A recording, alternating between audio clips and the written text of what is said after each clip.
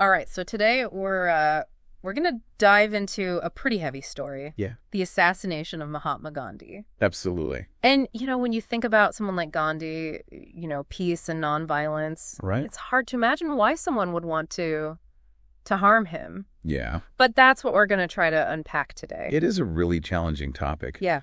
Because to understand the assassin, Nathuram Godse, right. we really have to understand the world that he lived in. Okay. A world where India was being torn apart by partition. Yeah. And religious tensions were incredibly high. And that's where this idea of Hindu nationalism comes in, right? Yeah, because Godse wasn't just some random guy. Right. He was very much entrenched in this ideology. Absolutely. Yeah. Hindu nationalism was and still is right. a complex and multifaceted movement. Yeah. But at its core, it's this idea that India's identity should be primarily rooted in Hinduism. Okay. And that Hindus should have a dominant role mm-hmm. in the country's political and social spheres. So for Godse, Gandhi's vision of a secular India right. was a threat. A direct threat to his beliefs. Yeah, it sounds like it wasn't just a personal disagreement. Right. It was like their entire worldviews were just clashing. That's a great way to put it. Yeah. Imagine, seeing someone that you believe is undermining the very fabric of your nation, your culture, your religion.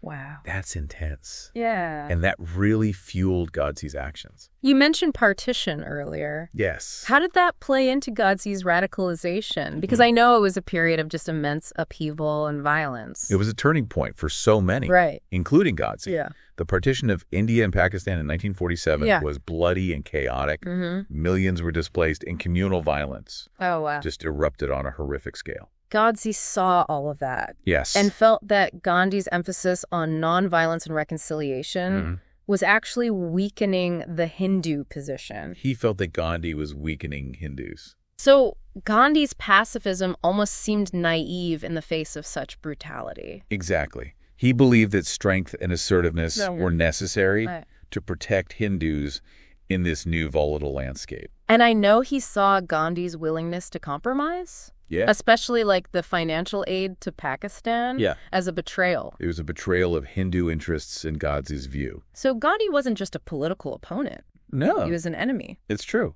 He saw Gandhi as someone who was harming his people. Wow. And this perception, driven by his interpretation of Hindu nationalism and fueled by the trauma of partition, ultimately led him down a very dark path.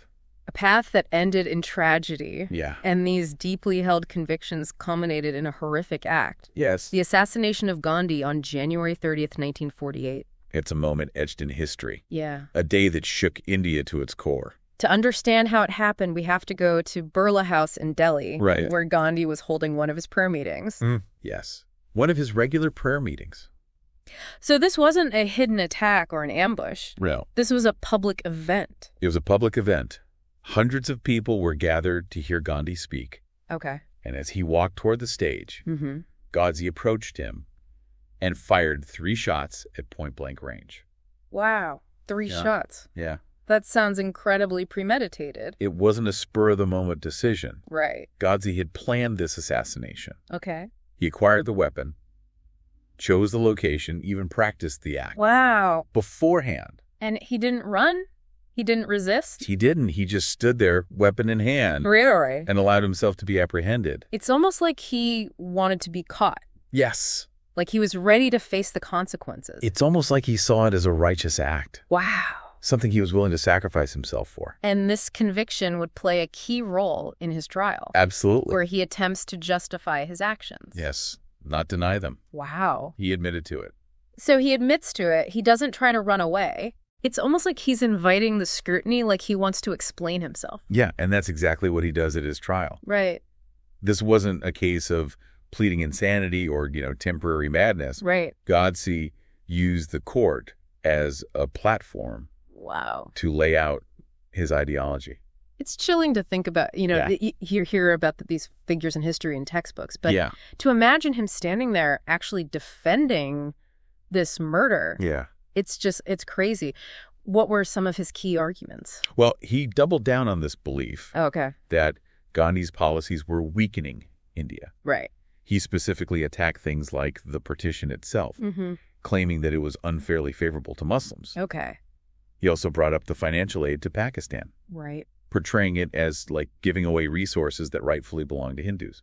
So even after all the violence and the displacement of partition, he still felt that Gandhi was too willing to compromise. Yes, and he went even further. Really? He claimed that Gandhi's focus on unity and secularism was ignoring the reality of religious tensions.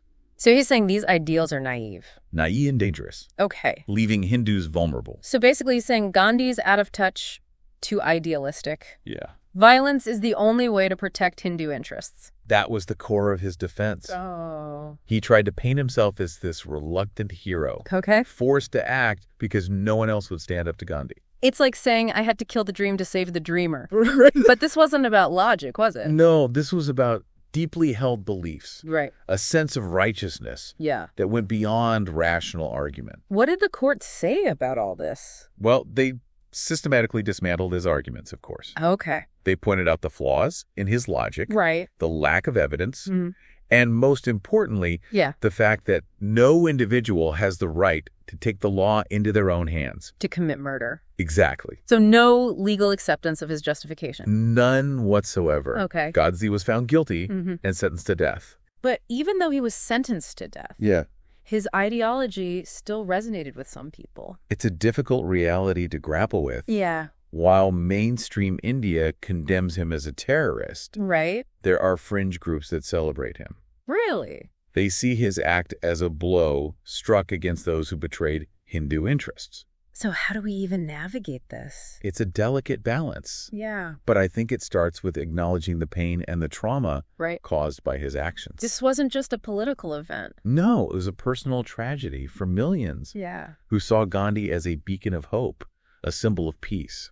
And it's also about understanding the historical context, right? The partition, the violence, the fears that were swirling around at that time. Yeah, they didn't justify Godse's actions. Right. But they help us understand the environment. That allowed this extremism to take root. Exactly. It's not about making excuses. Right. It's about looking at the bigger picture. Yeah. The forces that shaped Godse's worldview. And led him down this path. And by understanding those forces, perhaps we can learn to prevent similar tragedies. Because those same forces, they still exist today. They do, and they manifest in many forms across cultures and ideologies. So it's crucial that we learn from history. Yes. That we recognize the warning signs and we actively promote dialogue and understanding. Exactly, as an antidote to hatred and violence. So studying Godse isn't just about the past. No. It's about the future. Precisely. It's about recognizing the potential for darkness. Within ourselves. Within ourselves and within our societies. And choosing a different path. A path of empathy, compassion, and peaceful resolution. This whole conversation, it feels like we've been walking this tightrope, trying to understand why he did it. Yeah. But without in any way, saying it's okay. It is a very delicate balance. Because it's easy to just label Godse a monster and move on. Right. But that doesn't really help prevent future tragedies. It doesn't. In fact, I think it hinders our understanding. How so?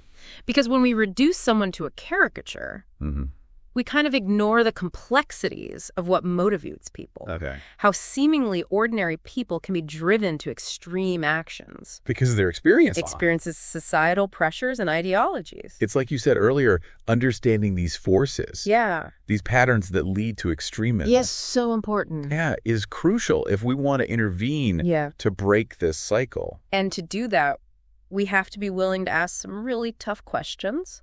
Like what? Like what role did the trauma of partition play in Godse's radicalization? So? How did his interpretation of Hinduism differ from mainstream thought? And I think maybe even more importantly, how do his beliefs connect with ideologies that we see today? Because those forces, those ideologies... They haven't disappeared. They haven't. They've just morphed. Right. They've adapted and they've found new expression. But at their core... The underlying dynamics, that is us versus them mentality, the justification of violence. It's still there. It's still there. It's tragic. Yeah. But it's consistent. If someone like Gandhi, a figure known for peace, could be a victim of this kind of extremism. It makes you wonder. What does that say about us? Yeah, what does that say about our societies? How about our own capacity for this? It's a sobering thought. Yeah. But I don't think it's a reason to despair. Okay. I think it's a call to action. Okay. It's a call to be more vigilant. Right. More aware of the signs of extremism. And to really work on building understanding. Fostering dialogue, So the best way to honor Gandhi's legacy isn't just to condemn Godse. I agree. But to try to build the world that Gandhi wanted. Yeah. So as we wrap up this deep dive, I want to leave you with this. Okay. Fighting extremism isn't just about condemning individuals or ideologies. Right. It's about actually trying to build a world where those forces can't take root. It's about understanding what motivates people. Yeah. Recognizing the warning signs. Choosing to build bridges. Choosing to build bridges instead of walls. Remembering the victims. Remembering the victims and honoring their memory. And working to make sure this never happens again. It's a conversation that doesn't end here. No. The fight for a more peaceful and just world continues. Thank you for joining us on this journey. Yes. Thank you. It was difficult. It was, but it was important. We encourage you to explore the sources that we provided. Yes. And to keep thinking about these issues. Absolutely, because we all have a role to play.